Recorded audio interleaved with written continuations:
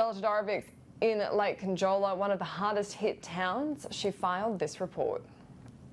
This was the local nursery in Lake Conjola, owned and run by an elderly couple before a fire tore through last week. And it's just one of many properties that's been destroyed in the township. Only residents are being allowed into Lake Conjola. There have been reports of looting and authorities are cracking down to ensure no one takes advantage of these residents. RFS Commissioner Shane Fitzsimmons says anyone caught should face the full force of the law. It's disgraceful.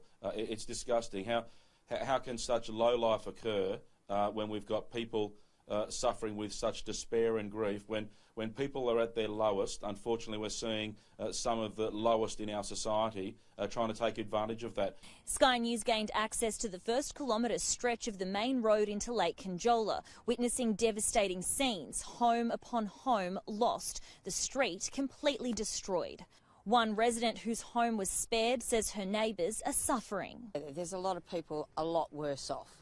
When you look down the road here, they're the people that are suffering.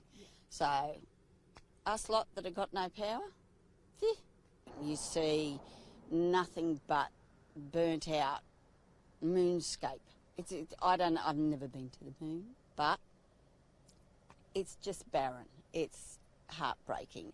The town is running on generators and rubbish is piling up. Residents here in Lake Conjola face another anxious wait as crews race against the clock to try to contain more than 100 blazes ahead of more hot and windy weather. Joining us live now is the New South Wales RFS Commissioner Shane Fitzsimmons. Shane, thank you for your time. Can you tell us, it seems like there is a bit of reprieve at the moment, but conditions set to get worse later this week?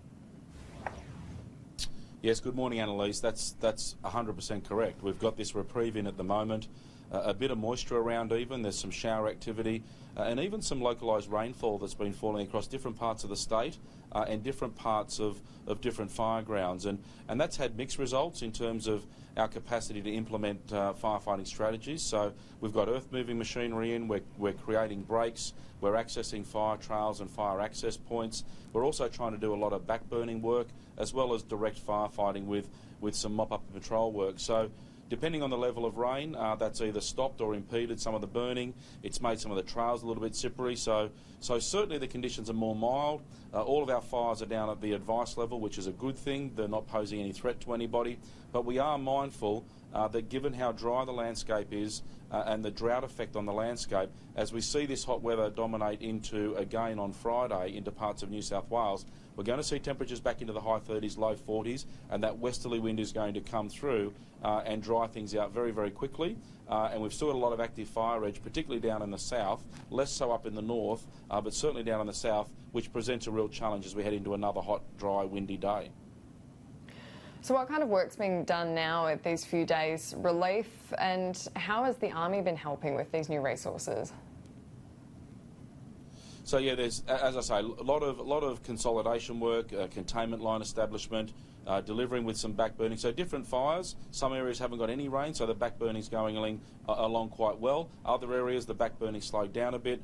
Containment line construction. So we've got the military helping with some of those fire breaks and helping with access points. They're also doing a bunch of other work in and around these fire affected areas, particularly with helping with access and making safe a number of the roadways, particularly whilst we focused on the arterial roads, getting into some of those back roads and side roads to make sure they're safe and get to smaller villages and towns and hamlets and isolated properties. So a whole raft of different activities are continuing to be undertaken with the military and with all the other agencies working together.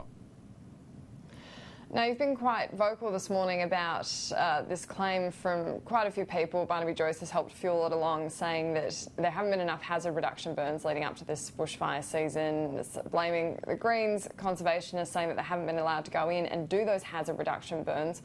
You don't think that's right?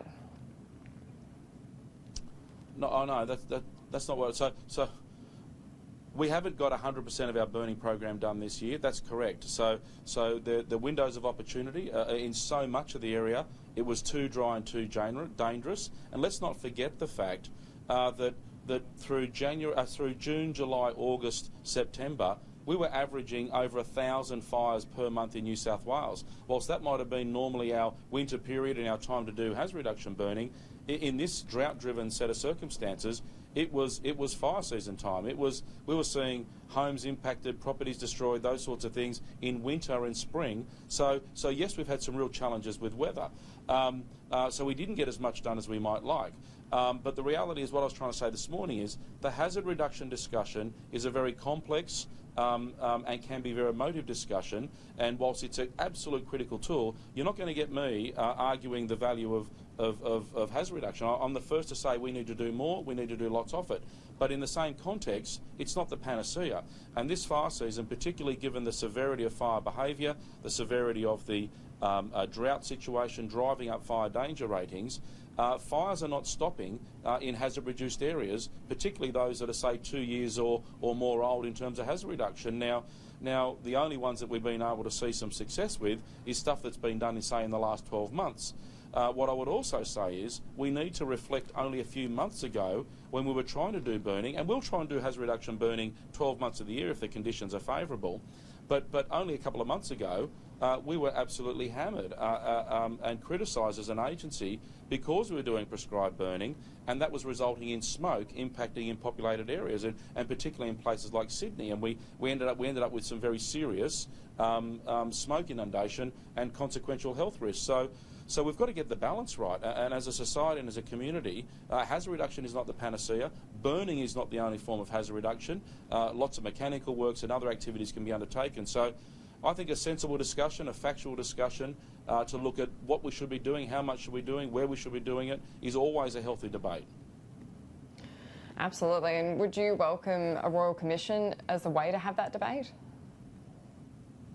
Oh, look, we've had plenty of reviews here in New South Wales over the years, and we try to focus and target our programs on targeted risk-based programs for hazard reduction. What we need is a good discussion to understand if we want more hazard reduction burns, then we've got to resource it, and we've got to understand the consequences of that when it impacts on people and their livelihoods. And implementing hazard reduction burning is not risk-free. There are plenty of examples in history where hazard reduction burns don't always go to plan, despite the best planning, despite the best forecast of weather and fire behaviour. So we do need to consider this very seriously in terms of the broader discussion. And just with the days ahead, what's your advice for people in New South Wales before this hot weather hits on Friday? What can they be doing now? Oh, look, enjoy the reprieve while we've got it, but please stay vigilant. If you're in any of these fire-affected areas, do as much preparation as you can. We've got another difficult day coming on Friday. Remain vigilant, be ready to act in accordance with that plan, and of course, in accordance with any advice that we might be giving, subject to the local conditions in your area. Hope you get a few days of reprieve as well. Shane Fitzsimmons from the RFS, thank you so much for your time.